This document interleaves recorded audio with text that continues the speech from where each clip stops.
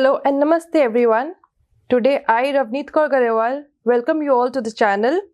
We have with us CA Sanjeev Goel, who will be enlightening us on GST implication on corporate guarantee. So welcome to the channel.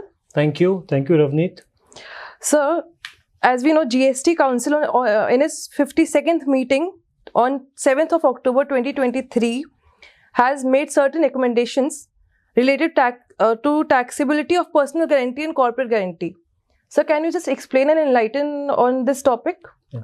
First of all, let me just correct you. In the 52nd Council meeting, the GST has recommended to introduction of Sub-Rule 2 to Rule 28 of the CGST rules for taxability of corporate guarantees. Okay. So it is not applicable for personal guarantees. Okay. So personal guarantees is not taxable.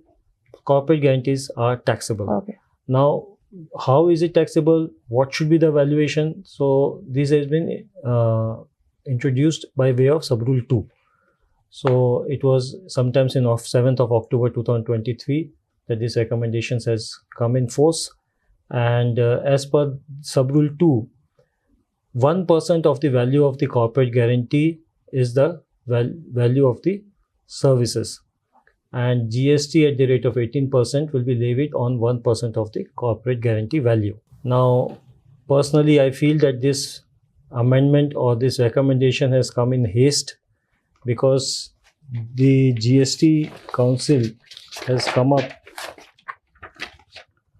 This Central Board of Indirect Taxes and Customs have come up with circular number 204/16/2023 clarifying issues pertaining to applicability of GST on personal guarantee and corporate guarantees. Okay.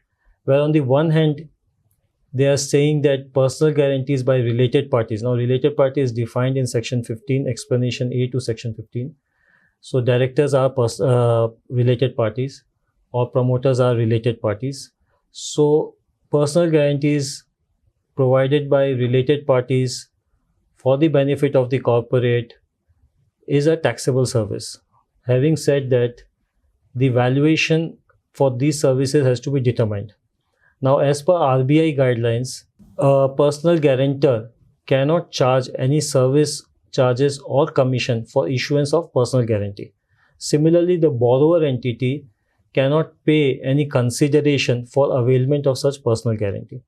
And banks are advised to take undertaking both from the personal guarantor as well as by the borrower, that no such consideration has been paid towards issuance of personal guarantee. Hence, the value of such services is zero or nil. Okay. And since the value is zero or nil, the taxability is zero. So there is no taxability.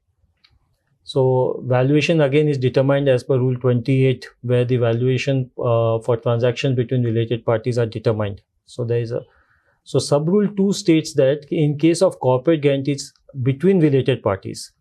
So again, it is a corporate guarantee has to be provided by a related party to the corporate. In that case, the 1% of the corporate guarantee value will be treated as the value of the services and GST will be applied. Now the question here is that in case of working capital, whether it will be treated as corporate guarantee for 1 year, and with every renewal, it will be deemed that a fresh corporate guarantee has been issued and GST will be charged on 1% of the corporate guarantee value every year at the time of renewal. This has not been explained or clarified by the government.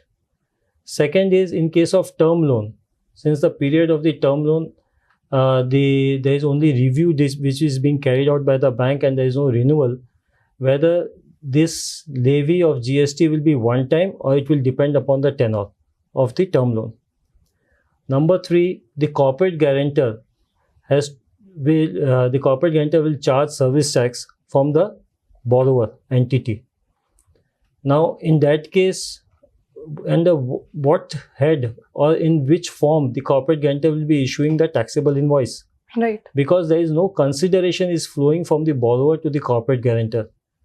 So I'm not able to understand how this invoice will be raised and under what head this return will be filed by the corporate guarantor. Right. This has not been addressed by the government.